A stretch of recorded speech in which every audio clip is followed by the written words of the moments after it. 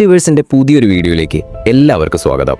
യൂട്യൂബിൽ ഏറ്റവും കൂടുതൽ ആളുകൾ സ്ട്രീം ചെയ്യുന്ന ഗെയിം, ഒറ്റ നോട്ടത്തിൽ കണ്ടാൽ ഗ്രാഫിക്സ് ഒന്നുമില്ലാത്ത കട്ടകൾ കൊണ്ട് മാത്രമുള്ളൊരു ലോകം. എന്നാൽ മിസ്റ്റർ ബീസ്റ്റ് മുതൽ വലിയ വലിയ ഇംഗ്ലീഷ് യൂട്യൂബർമാർ വരെ ഈ ഗെയിം സ്ട്രീം ചെയ്യുന്നു.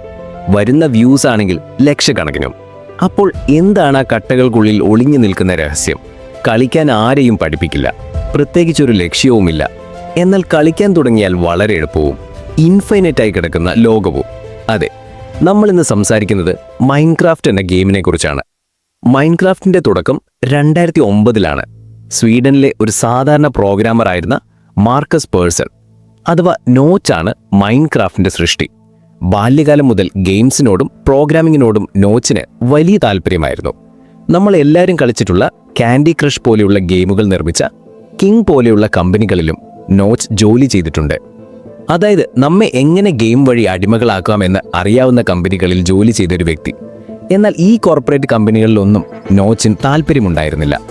അദ്ദേഹത്തിന്റെ താല്പര്യം ഇൻഡി ഗെയിമുകളിലായിരുന്നു. അതായത് വളരെ ഡെപ്തുള്ളതും സ്വാതന്ത്ര്യമുള്ളതുമായ ഗെയിമുകളിൽ.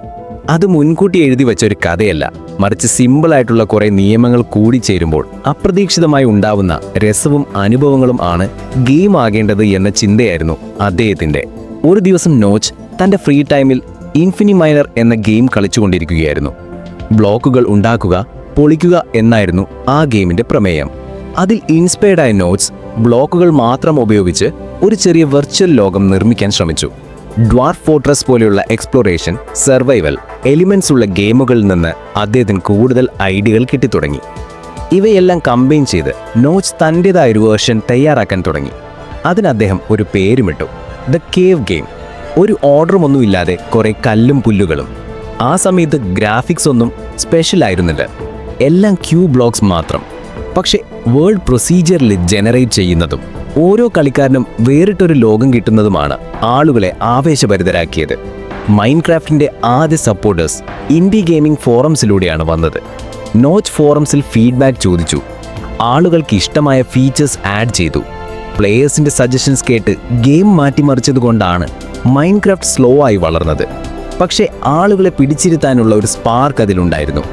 2009 മെയ് 17 അദ്ദേഹം മൈൻക്രാഫ്റ്റിന്റെ ആദ്യ public version cave game release ചെയ്തു. പക്ഷെ നോച്ച് ഗെയിം റിലീസ് ചെയ്തപ്പോൾ ഗെയിമിന്റെ മുഴുവൻ പണിയും തീർന്നിട്ടില്ലായിരുന്നു. കൂടാതെ ഗെയിം കളിക്കണമെങ്കിൽ കുറച്ച് പണവും അടയ്ക്കണമായിരുന്നു. പക്ഷെ അദ്ദേഹം മറ്റൊരു വാഗ്ദാനവും കൂടെ നൽകിയിരുന്നു. ഇപ്പോൾ ഈ ഗെയിം കുറഞ്ഞ വിലയ്ക്ക് വാങ്ങിയാൽ ഭാവിയിൽ വരുന്ന എല്ലാ അപ്ഡേറ്റുകളും ഫ്രീ ആയിട്ട് ലഭിക്കും. ആളുകൾ ക്യാഷ് കൊടുത്ത് ഗെയിം വാങ്ങാൻ തുടങ്ങിയതോടെ ഗെയിം അപ്ഡേറ്റ് ചെയ്യാൻ ക്യാഷ് ലഭിച്ചു. കൂടാതെ ഈ ഗെയിം കളിക്കാൻ തുടങ്ങിയവർ തന്നെ ഈ ഗെയിമിനെ പ്രൊമോട്ട് ചെയ്യാനും തുടങ്ങി. 2010 കാലഘട്ടത്തിൽ മൈൻക്രാഫ്റ്റ് ആൽഫ, പിന്നീട് ബീറ്റ വെർഷനുകൾ പുറത്തിറങ്ങി. ആൽഫയിൽ ആദ്യമായി സർവൈവൽ മോഡ് ആഡ് ചെയ്തു. ഹെൽത്ത് സിസ്റ്റം, മൈനിങ് റിസോഴ്സസ് എന്നിവയും കൂടാതെ ബീറ്റ വെർഷനിൽ മൾട്ടിപ്ലെയർ മോഡും സെർവർ സപ്പോർട്ടും വന്നതോടെ മൈൻക്രാഫ്റ്റ് ഒരു സ്മാൾ പ്രോജക്റ്റിൽ നിന്ന് കമ്മ്യൂണിറ്റി ഡ്രിവൻ വലിയ പ്രോജക്റ്റായി മാറി. 2011 മൈൻകോൺ എന്ന കൺവെൻഷനിൽ മൈൻക്രാഫ്റ്റിന്റെ ഒഫീഷ്യൽ ഫുൾ റിലീസ് നടന്നു. ഈ സമയത്ത് യൂട്യൂബിൽ ആളുകൾ മൈൻക്രാഫ്റ്റ് ഗെയിം കളിക്കുന്നത് അപ്ലോഡ് ചെയ്യാൻ തുടങ്ങി. ഇതോടെ ആളുകളുടെ ശ്രദ്ധ മൈൻക്രാഫ്റ്റിലേക്ക് വന്നുകൊണ്ടിരുന്നു. മൈൻക്രാഫ്റ്റിന് സ്റ്റോറി ഇല്ലാത്തതുകൊണ്ട് ആളുകൾ അവരുടെ ഭാവനയിൽ തോന്നിയ സ്റ്റോറികൾ നിർമ്മിച്ചുകൊണ്ട് യൂട്യൂബിൽ അപ്ലോഡ് ചെയ്തുകൊണ്ടേയിരുന്നു. ദ യോകാസ്റ്റ് പോലെയുള്ള ചാനലുകൾ സിനിമ പോലെ കഥകൾ ഉണ്ടാക്കാൻ തുടങ്ങി. ആളുകൾക്കതൊരു ഗെയിം എന്ന നിലയേക്കാളും അതൊരു വ്ളോഗ് പോലെ എല്ലാവരും കണ്ടുകൊണ്ടിരുന്നു. മൈൻക്രാഫ്റ്റ് സീരീസുകൾ യൂട്യൂബിൽ ഹിറ്റാവുന്നതോടൊപ്പം അതിൻ്റെ വിൽപ്പനയും വർദ്ധിച്ചുകൊണ്ടിരുന്നു. മൈൻക്രാഫ്റ്റിൽ വന്ന വലിയൊരു മാറ്റമായിരുന്നു റെഡ് സ്റ്റോൺ. അത് ഗെയിമിലെ ഒരു ഇലക്ട്രിക് വയർ പോലെയായിരുന്നു.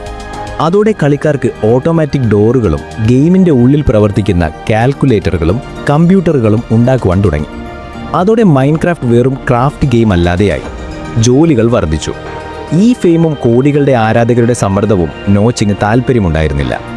അദ്ദേഹം വെറും ഒരു പ്രോഗ്രാമർ മാത്രമായിരുന്നു. അതുകൊണ്ട് $2.5 ബില്യൺ മൈൻക്രാഫ്റ്റ് കമ്പനിയായ മോജാങ് മൈക്രോസോഫ്റ്റിന് വിറ്റു. മൈക്രോസോഫ്റ്റ് ഗെയിമിനെ പ്ലേ സ്റ്റേഷൻ പോലെയുള്ള പ്ലാറ്റ്ഫോമുകളിൽ എത്തിച്ചു. അതായത് മൈൻക്രാഫ്റ്റ് ക്രോസ് പ്ലേ കൊണ്ടുവന്നത് ഇവരായിരുന്നു. 2023 അവസാനത്തോടെ ഏകദേശം 30 കോടിയോളം കോപ്പികളാണ് വിറ്റുകഴിഞ്ഞത്.